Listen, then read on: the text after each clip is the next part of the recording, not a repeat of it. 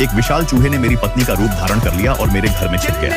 फिर मैंने देखा कि मेरी पत्नी ने राइस कुकर खोला और सैकड़ों चूहों को बुला लिया। तभी अचानक उसके पीछे से एक लंबी चूहे की पूंछ निकली थी। रात को मैं गहरी नींद से जागा और पेशाब करने लगा।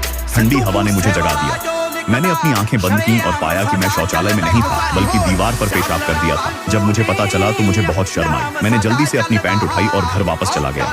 अचानक मुझे घर में एक छीं छीं की आवाज सुनाई दी। मैं मुड़ा और देखा कि वह मेरी पत्नी थी।